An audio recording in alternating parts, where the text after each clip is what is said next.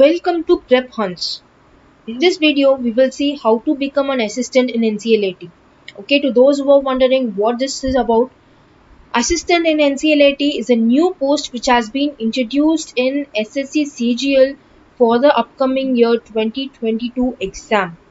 Okay, so in this video, we will see what is NCLAT, the eligibility, the qualifications, and the exam pattern. Okay, so totally there are about 36 posts in SSC CGL for the year 2022. So 4 of them are new posts which have been introduced only this year. Out of them, assistant in NCLAT is one of them. For the rest 2 or 3 of them, we will see in the upcoming videos. Okay, so what is this assistant in NCLAT? What is this post about? So it is a Group B non-gazetted post. So to those who do not know, central government jobs are divided into 4 categories: Group A, B, C, and D.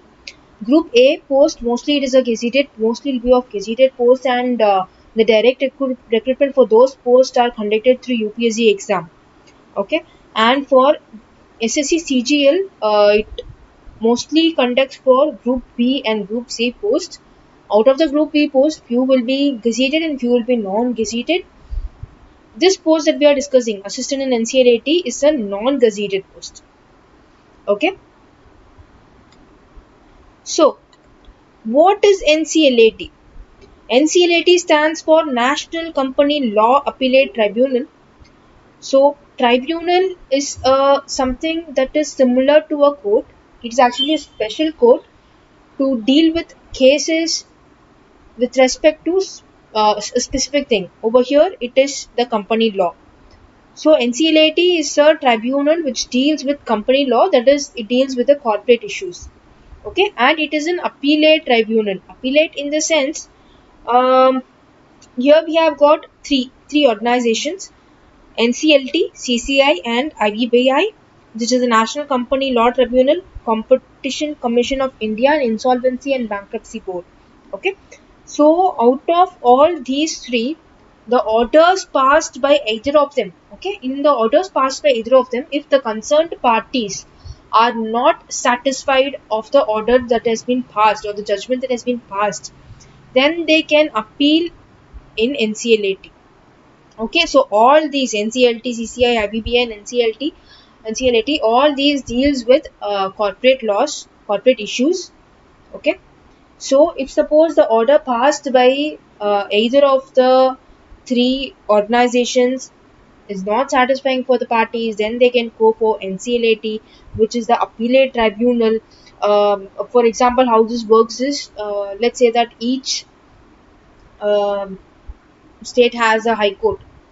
If suppose the cases in the high court, the judgment is passed in the high court for a certain case, and the concerned parties of the case are not satisfied with the judgment of the high court, then what they can do is they can appeal for the court to take up the case and reinvestigate the case again in a higher court, not in the same court, not at the same high court level, but at the higher level. So basically, that will be Supreme Court. So whenever this appeal is done, the Supreme Court will take the case, it will again investigate it through, and when it finally gives a judgment, that judgment will override, that is, it is the final judgment. It overrules the other judgment which is given by the lower courts, High Court or whatever court it is. Similarly, NCLAT is the appellate tribunal, which is kind of the decisions or the orders taken by the NCLAT will be the final one. Okay, so this NCLAT is actually a closed group. It is a single entity in the sense it has got benches in multiple areas, multiple locations. Benches doesn't mean they are different organizations. For example, there is only one high court, okay, in a state. For example, the state of Tamil Nadu has High Court of Madras. Okay, it has only one High Court of Madras, but the benches of High Court of Madras can be present in multiple locations. It can be present, for example, it is present in Madurai as well as in Chennai. Doesn't mean that it has two high courts. Doesn't mean Tamil Nadu has two high courts. It means that High Court of Madras is a single entity, but for convenience purposes, it has established two benches. So people around Madurai and closer to them can put forward their court in the Madurai bench instead of traveling and going to the Chennai bench. So that is the concept basically. Similarly, NCLAT also has multiple benches in Delhi as well as in Chennai. Okay, so it is a very small group. The number of members, permanent members in NCLAT are less, and this is the first time that they are introducing a post, a direct recruitment post through an exam like SSC CGL. Okay, and the post, like what the post is about, the qualifications, the eligibility, and the exam pattern. We will look into them in the next slides. The age limit as on 1st of January 2022 is 18 to 30 years. That is, the candidate who is aspiring for this post should have attained a minimum of 18 years of age and should not have attained 30 years of age. So what they are saying is candidate must have not been born earlier than 2nd of January 1992 and not later than 1st of January 2004. So basically what they are saying is they should at least have been they should at least have attained 18 years of age and should not have attained 30 years of age on this date, not before or after. As on 1st of January, if even if you are born on January 1, okay, and on that day if you are becoming 30, okay, then you are not eligible. So this is for unreserved category. So let's see the age relaxations for the reserved category. So age relaxations for SC/ST is 5 years, OBC is 3 years, PW is persons with disabilities. So again they are divided into categories unreserved, OBC and SC/ST accordingly 10, 13 and 15 years. So for ex-servicemen it's 3 years, and for those ex-servicemen who have become physically disabled during some defense operation and had to leave their defense post because of this, they are given 3 years. And if that person is additionally an SC/ST, okay, then they are given an 8 years. So let's discuss some important points to be taken into consideration for age limit and age relaxation. While you're filling your SSC CGL application form, please do make sure that you enter the age as it is in your 12th mark sheet. Okay, so any changes, any discrepancies, any differences between the age that you have entered and the age that is in your 12th mark sheet won't be accepted. Okay, now coming to persons with disabilities. So persons with disabilities, even though they have been given reservations, age relaxations, what are the disabilities that are allowed for this specific post has not been declared yet. Okay, I'm talking about this post alone. For assistant in NCLAT, what are the disabilities that are allowed? That has not been declared yet. It will be declared in the future. So when it is done, we will be discussing it in a different video. Now coming to OBC reservation, if you're going to claim age relaxation with respect to your OBC reservation, then please do ensure that you have a valid community certificate, and also please do ensure that you do not fall on creamy layer as on 23rd of January 2022. That is 23rd of January 2022 is the last date for applying for SSC CGL 2022 exam. So please do make sure that you do not fall under creamy layer on until that date and you do have a valid community certificate. Okay, and the community certificates and the certificate of disability should be in the prescribed format. So what is this prescribed format? The prescribed format is that the certificate should be is valid only if it is issued by the concerned regional offices. Okay, any other format is not accepted, as well as the certificate of disability can also be issued under the Persons with Disabilities Act 1995. So that is also valid. Okay, but any other format is not valid. Okay, and please do make sure that all the certificates, the relevant relaxation that you are looking for is obtained before the end of application. That is, closing date for application is 23rd of January 2022. So please do make sure that you receive all your certificates before that date. Okay, so let's discuss about the educational qualification.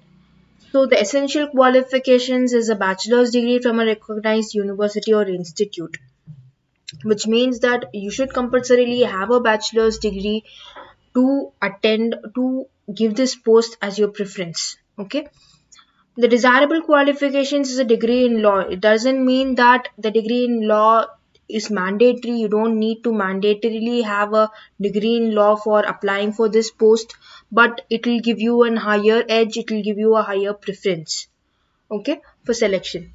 So even if you are a normal degree graduate which is not in law, you can apply for this post. It doesn't mean that you can't or apply for this post. You can surely apply for this post, but those who have a degree in law have a higher preference. So it is very essential that you have the concerned mark sheets of graduation, the professional certificate as well as the degree certificate, any of them, okay, or whatever that is required during the document verification. It will be they'll tell you whatever is required during the document verification. It should be submitted as a proof of your graduation. So even in the application form, you will be required to upload these documents. Suppose during your application you do not have these. Maybe you are in your final year of graduation or you have graduated and you still haven't acquired these. Okay, then you have to show adequate evidence that you have obtained the result as pass in your final graduating exam. Okay, this you should provide before 23rd of January 2022. Again, this is the last date, closing date for application. So before that date you should have acquired this pass in your final graduating exam. So that adequate evidence you should be providing at least if you don't have these documents during your application process. So let us now talk about the exam pattern. SSC CGL consists of four tiers, that is four levels of exam, which is tier 1, 2, 3, and 4. The fourth tier consists of two parts. One is the CPT, that is Computer Proficiency Test. Another is called as DEST, DEST, which stands for Data Entry Skill Test. Okay, so for this post that we are talking about, assistant in NCLAT, we have got to give tier 1, 2, 3, all three are compulsory, and in tier 4 you have to give the computer proficiency test. Okay, so now let's see what the each tiers are. So the tier 1 is a computer based exam.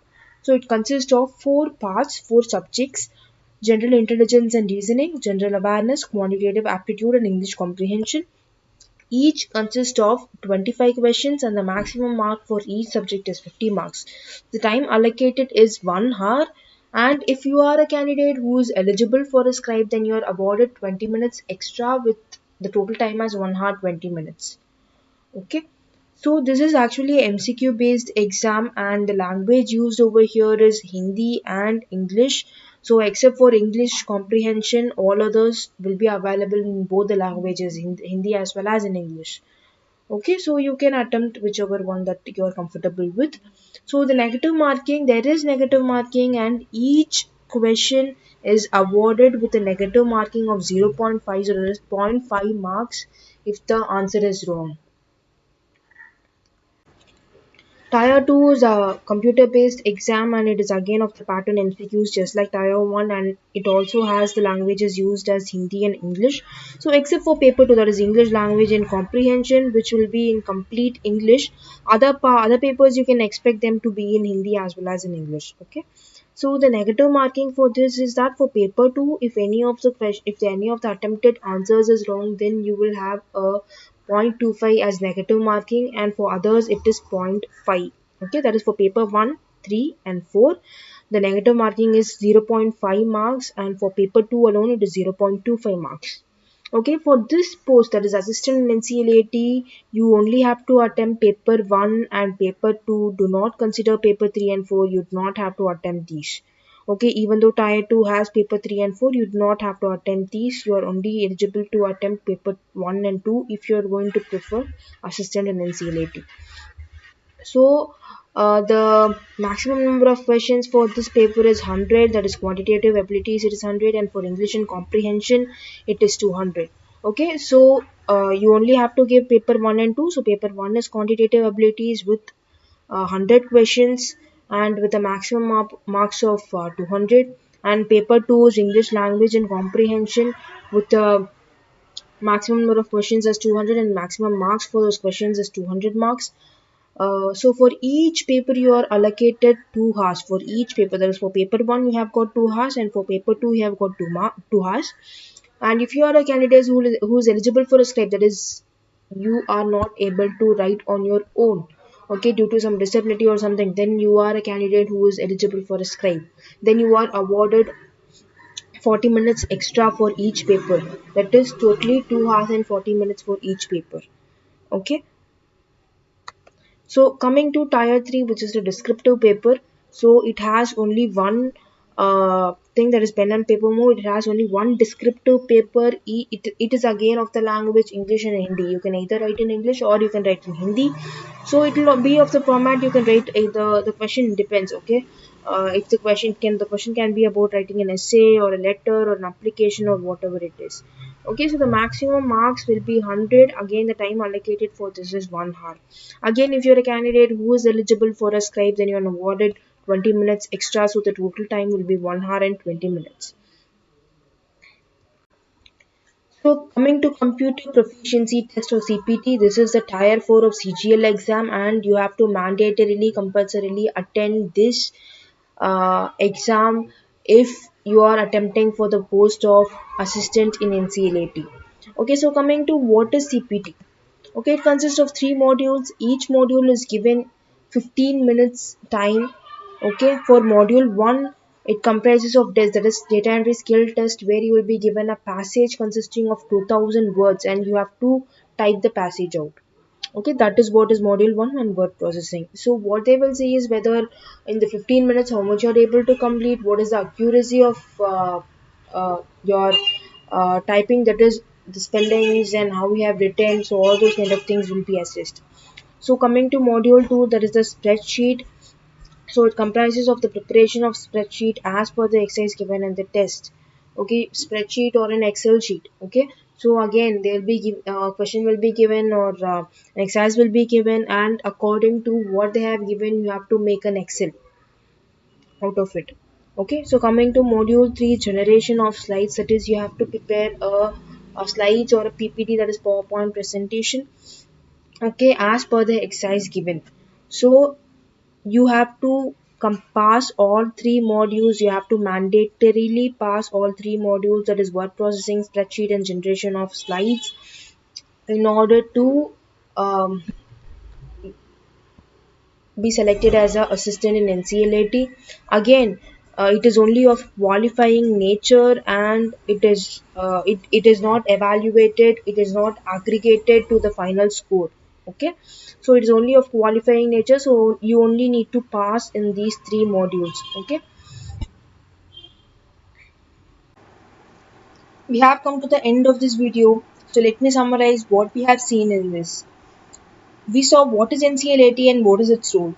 We saw how NCLAT is the appellate tribunal which deals with company laws or corporate issues. We also saw job post locations. We know that NCLAT has benches in Delhi as well as in Chennai. So if you are selected for this post, then you will most probably be working in Delhi or in Chennai. Okay, so if future benches are to be incorporated in multiple places, then you might have a chance of working over there as well. Okay, but currently it is only Delhi and Chennai. Is it suitable for graduates not from law? Yes, it is suitable. They are eligible to attempt this exam. They can also get selected for this post.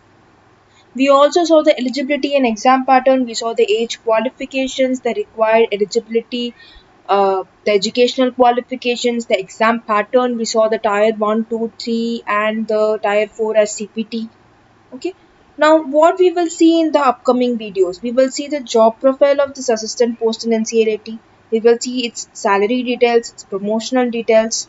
Okay, we will see all these things in the upcoming videos. So please do subscribe PrepHunts for more info on SSC as well as various job posts available in SSC and other exams. Thank you.